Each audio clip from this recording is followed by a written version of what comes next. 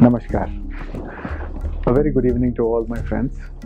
As we are part of quarantine now, this is the time of introspection and self-realization, uplifting ourselves and doing something constructive. As we move ahead, this is time to meditate. And what to meditate? The whole universe is full of distractions because every distraction is in the mind. The mind fluctuates, the thoughts come, and they are disintegrating and upgrading sometimes. It depends on our own self, how we channelize ourselves, do something constructive to bring our body, mind and soul in one synchronization. One thing which I felt to focus on is Om. Om, the basis of sounds, the reflection of the universe, which is ancient. From the thousands of years, the Vedas have revealed Om has been symbol, pronunciation of all the mantras. The Om is the foundation of all the sounds.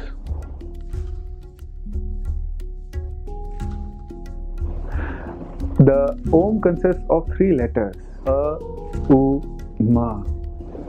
A represents the physical plane, U represents the mental plane, and Ma represents the deep sleep state, the state which is beyond the intellect, the minute inner self, the essence of all the organs, all the muscles, all the veins, all the cells, as well as inside, is the reflection of Trinity. Everything, past, present, future. The Trinity as Brahma, Vishnu, Mahesh. The Trinity like creation, preservation, destruction. Everything begins from Om and gets into the Om. The three tattvas, Rajas, Sattva, Tamas, are the reflection of Om. Sat, Chit, Anand, omniscience, omnipresence, omnipotence is the reflection of Om. It should be repeated mentally with the meaning and bhav. The bhav is the intention, how deeply we denote ourselves towards that meditating what we are meditating on, and the supreme is the Om. It should be meditated upon as it has been the association of the idea of infinity, eternity and immortality. The one practicing the Om should repeat Om mentally, as well as all the cells of the body can resonate, and repetition comes from every cell of the body. The ears listen to the internal sound and do not let the ears to disintegrate or de-reflect on other sounds. The devotion develops and the intention and the bhav becomes clear. Om chanting requires the larynx and the palate of the mouth. These are the sounding boards while the pronunciation of Om. When we pronounce the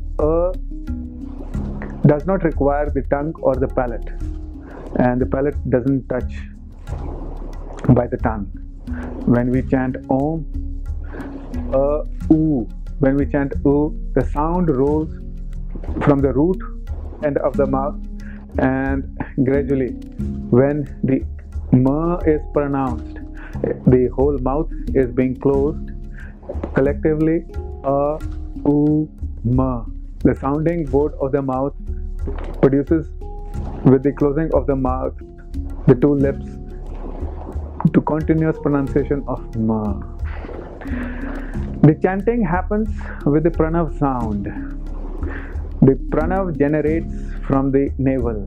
Pranava is the essence, Om.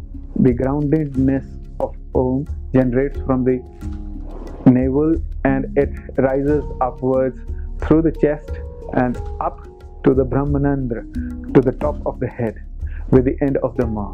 And the vibration of Ma is prolonged, like Oh.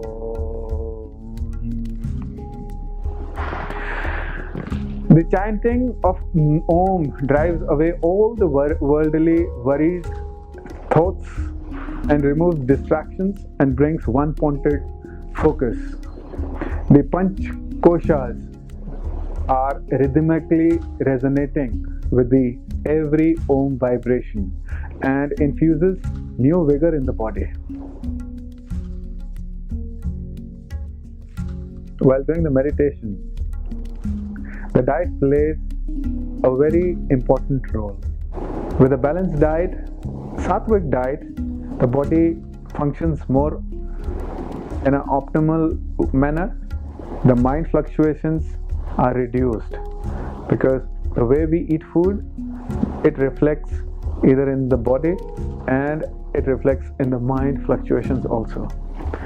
The light sattvic food like milk, curd, fruits, nuts, moong ki dal, rice, bread, pulses, these are important for a balanced diet and anything which you can eat light during the practice or scheduled time when you are actually interested in doing the meditation practices.